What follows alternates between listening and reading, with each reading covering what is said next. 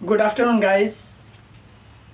तो पिछले वीडियो में ये जो inverse trigonometric functions topic start किया गया था उसमें हमने केवल और केवल एक टेबल देखी थी और इंट्रोडक्शन लिया था कि इन्वर्स ट्रिगोनोमेट्रिक फंक्शन में हम कौन सी जो टेबल है, वो जो सबसे फंडामेंटल फार्मूला है वो क्या है, उसका यूज़ होगा। तो फंडामेंटल फार्मूला जो था वो हमारी टेबल ही थी, यानी इन्वर्स ट्रिगोनोमेट्रिक फंक्शंस के डोमेन और रेंज जो थे वही हमारा फंडामेंटल फार्मूला है, वही आगे यूज़ होगा। इस वीडियो में अब हम शुरुआत से इसे समझेंगे कि इन्वर्स ट्रिगोनोमेट्रिक फंक्शंस क्या हैं और इनके फार्मूले वगैरह, डिस्क्रिप्शन वगैरह क्या है, इन सब पर हम चर्चा करेंगे। तो प्रतिलोम त्रिकोणमितीय फलन इन्वर्स ट्रिगोनोमेट्रिक फंक्शंस क्या होते हैं, ये समझने से पहले हमें समझना है कि इन्वर्स ऑफ अ फंक्शन, किसी फलन का प्रतिलोम क्या होता है।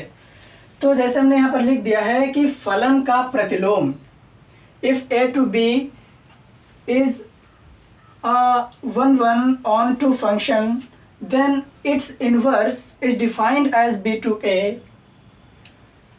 ये जो फलन हमें f दिया गया है वो अगर एकाकी यानी 1:1 आच्छादक, एकाकी और आच्छादक होना चाहिए कोई फलन f a to b,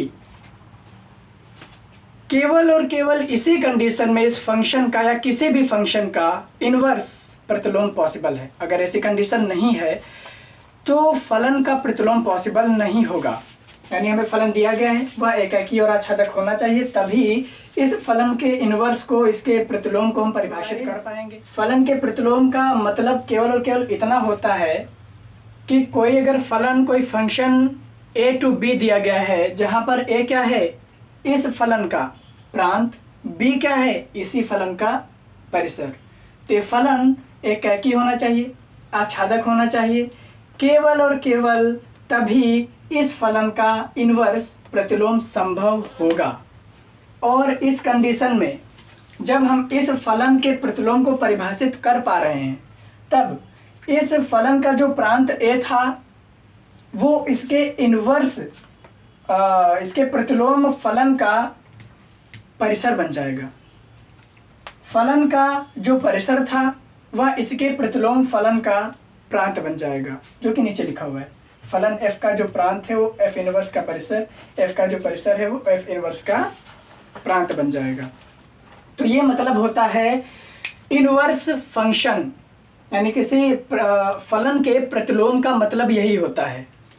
अब चूंकि हम इस लेसन में क्या पढ़ेंगे, इनवर्स ट्रिगोनोमेट्रिक फंक्शंस, त्रिकोणमितीय फलनों के प्रतिलोम को पढ़ेंगे, तो हमें ये बातें पता हैं कि त्रिकोणमितीय फलन कौन कौन से होते हैं। 6 होते हैं, साइन, कोसाइन, टैन, कॉट, सेक, कोसेक। तो अब थोड़ी सी चर्चा हम उन पर कर लेते हैं, उनके प्रांत व परिसर के बारे में देख लेते हैं और उन्हीं से रिलेटेड हम उनके प्रतिलोमों के प्रांत व परिसर की बात करेंगे। उसके बाद ही हम आगे इसमें प्रोसीड कर सकते हैं। तो गाइस हम थोड़ा सा आगे बढ़ते हैं और त्रिकोणमितीय फलन, उनके प्रांत और परिसर के बारे में थोड़ा सा जान लेते हैं। जैसे कि यहाँ पर ये फलन दिए गए हमें 6, sine, cosine, tan, cot, secant, cosec. तो देखिए आप, उनके प्रांत यहाँ पर सारे दिए गए हैं और उनके परिसर यहाँ पर सारे दिए गए हैं। प्रांत का क्या मतलब है, परिसर का क्या मतलब है, इस पर हम चर्चा करेंगे एकदम डिटेल में। लेकिन इस टॉपिक को पढ़ने के बाद आने वाला जो अगला रिलेशंस एंड फंक्शन, संबंध एवं फलन टॉपिक होगा, हम उसमें इन सब पर एकदम डिटेल में चर्चा करेंगे। सो नो प्रॉब्लम, अगर एकदम क्लियर समझ में नहीं आ रहा है तो कोई बात नहीं है, लेकिन हमें याद रखना है, हमें ये याद रखना है, इसीलिए ये टेबल बनाई गई है यहाँ पर। एक बात और कि इनमें जहाँ जहाँ आपको r दिखाई दे रहा है वो समझ आना चाहिए क्या है, वो संपूर्ण वास्तविक संख्याओं का समुच्चय है, set of all real numbers. Function हमें sin x दिया गया है, फलन हमें sin x दिया गया है, तो उसका प्रांत क्या है? संपूर्ण वास्तविक संख्याओं का समुच्चय। लेकिन उनका जो परिसर है, परिसर वो -1 से +1 तक जाता है। और एक बात कि यहाँ पर ये जो ब्रैकेट लगा हुआ है, आप देख पा रहे हैं कि बड़ा ब्रैकेट लगा हुआ है, इसे बोलते हैं संवृत अंतराल, क्लोज्ड इंटरवल। मतलब कि ये जो -1 है और +1, ये दोनों के दोनों इसमें सम्मिलित हैं। और जहाँ पर ये ओपन दिखाई दे रहा है आपको, छोटा ब्रैकेट, छोटा कोष्ठक, तो इसका मतलब ये है कि -1 से लेकर +1 के बीच जो संख्या है वे तो सारी हैं, लेकिन -1 और +1 नहीं है। इसमें -1 और +1 सहित उनके बीच की सारी संख्याएं सम्मिलित हैं। cos x का जो प्रांत होता है वो ऑल रियल, संपूर्ण वास्तविक संख्या है। और जो परिसर होता है हमारा, अब हम आते हैं cos x पर। cos x का जो प्रांत है संपूर्ण वास्तविक संख्याएं और परिसर वही -1 से +1। और जो tan x है, tan x में आप देखिए कि वास्तविक संख्याओं के समुच्चय में से कुछ घटा दिया गया है। देखिए जैसे हम लिख दे यहाँ पर 4 - 2, तो इसका मतलब क्या हुआ कि 4 में से हमने 2 को बाहर निकाल दिया है, 2 को बाहर निकाल दिया है। उसके बाद जो बचता है हम उसकी बात कर रहे हैं। 4 में से हमने 2 को बाहर निकाल दिया है, फिर जो बचा है हम उसकी बात कर रहे हैं। तो ठीक वैसे ही यहाँ पर कि संपूर्ण वास्तविक संख्याओं के समुच्चय में से हमने ये चीज़ बाहर निकाल दी है, और जो बचा हुआ है हम उसे tan x का प्रांत कह रहे हैं। क्यों निकाल दी भाई बाहर? कोई ना कोई रीज़न होगा, आइए देखते हैं क्या रीज़न है। tan x को हम क्या लिखते हैं? sin x by cos x, ऐसा लिखते हैं। sin x by cos x। नीचे आप देखिए क्या लिखा हुआ है, cos x लिखा हुआ है। और फलन को हम अपरिभाषित, नॉट डिफाइंड कब कहते हैं? जब उसके हर में 0 मिल जाए, उसके हर में क्या मिल जाए? 0। यानी कि cos x की वैल्यूज, cos x के मान जिन जिन बिंदुओं पर 0 होते हैं, उन सभी बिंदुओं के समुच्चय को हम एक जगह पर लिखेंगे और उसे वास्तविक संख्याओं से बाहर कर देंगे। उसके बाद जो बचेगा उन सभी बिंदुओं पर tan x परिभाषित होगा। इसीलिए यहाँ पर वास्तविक संख्याओं में से उन सभी वैल्यूज को घटा दिया गया है, बाहर निकाल दिया गया है, जिन पर tan x अपरिभाषित हो जाता है। तो tan x किन पर परिभाषित होता है? जहाँ जहाँ cos x क्या होता है? 0 होता है। तो cos x कहाँ कहाँ 0 होता है? cos x 0 होता है यहाँ पर, जैसे कि cos π/2 is 0। अगला cos 3π/2 पर 0 हो जाएगा, cos 5π/2 पर 0 हो जाएगा।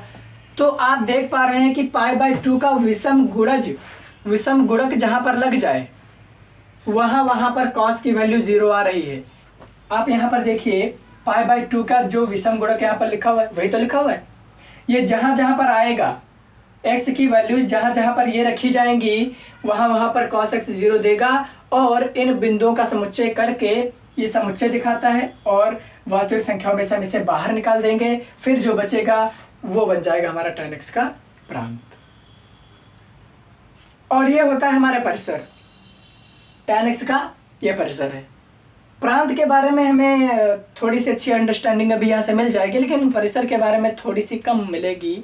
ऐसा इसलिए क्योंकि इसके बाद आने वाले वीडियो में हम चर्चा करेंगे ग्राफिकल रिप्रेजेंटेशन, ग्राफीय निरूपण।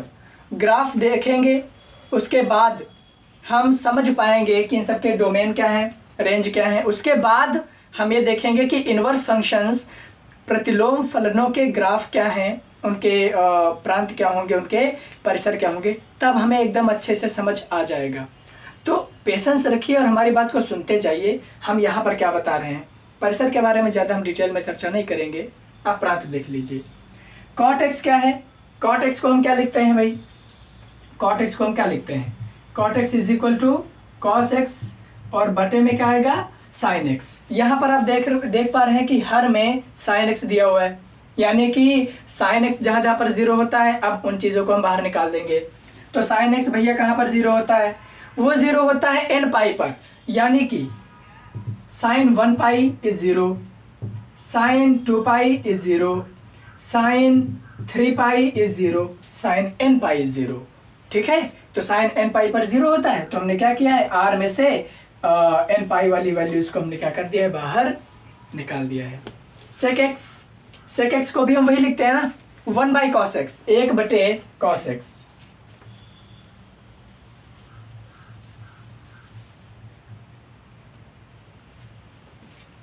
हम आते हैं सेक एक्स पर। सेक एक्स को क्या लिख रहे हैं हम, देखिए इधर सेक एक्स को हम 1 बाई कॉस एक्स लिख रहे हैं।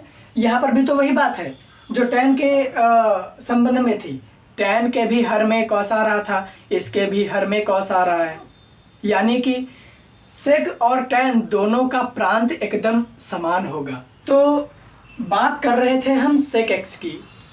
सेक एक्स को हमने 1 बटे कॉस एक्स लिख दिया, फिर बात वही आ गई, हर में कॉस एक्स आ गया, यानी कि कॉस एक्स की वैल्यूज़, कॉस एक्स जहाँ जहाँ पर 0 हो रहा है उन सभी पॉइंट्स को हम एक समुच्चय के रूप में लिखेंगे और उस समुच्चय को क्या कर देंगे, वास्तविक संख्याओं के समुच्चय में से बाहर कर देंगे। यही बात यहाँ पर लिखी हुई है। आती है बात कोसेक एक्स की, तो यहाँ पर देखिए आप, कोसेक एक्स को भी 1 बाई साइन एक्स लिखा जाता है। ठीक है, यहाँ पर भी हर में क्या आ रहा है, साइन एक्स, यानी कि साइन एक्स जहाँ जहाँ पर 0 आएगा, जहाँ जहाँ पर 0 आएगा उन पॉइंट्स का समुच्चय बनाएंगे और उसे वास्तविक संख्याओं के समुच्चय में से हम क्या कर देंगे, बाहर कर देंगे। तो इस प्रकार ये डोमेन यानी ये प्रांत किसका बन जाएगा, कोसेक एक्स का। बात आती है परिसर की, तो परिसर पर अभी हम कोई चर्चा नहीं करेंगे। आप फिलहाल के लिए सारी नोट कर लीजिए और इसे याद करने की कोशिश कीजिए, क्योंकि आगे इसका यूज़ है वो बहुत ज़्यादा होगा, ब्रॉडली होगा। लेकिन प्रांत और परिसर को और अच्छे से समझने के लिए हम मिलेंगे आपसे नेक्स्ट वीडियो में, जहाँ पर हम ट्रिगोनोमेट्रिक फंक्शंस यानी त्रिकोणमितीय फलन और इनके प्रतिलोमों का जो प्रतिलोम फलन होंगे इनके, उन सबके ग्राफ देखेंगे और ग्राफ से समझेंगे कि प्रांत क्या है, परिसर क्या है, कैसे ये प्रांत आता है, कैसे ये परिसर आता है, कैसे इनके प्रतिलोमों का प्रांत आएगा, कैसे इनके प्रतिलोमों का परिसर आएगा। इस प्रकार हम एक और सारणी बनाएंगे, जो सारणी हम पहले ही देख चुके हैं पहले वीडियो में, और हम समझ जाएंगे कि मुख्य मान शाखा क्या होती है, मुख्य मान क्या होता है। ये सारी चीज़ें हम अगले आने वाले वीडियो में क्लियर कर लेंगे। तो बने रहिए हमारे साथ इन सभी टॉपिक्स को क्लियर करने के लिए। तब तक के लिए खुश रहिए, पढ़ते रहिए। So very thank you for watching my video.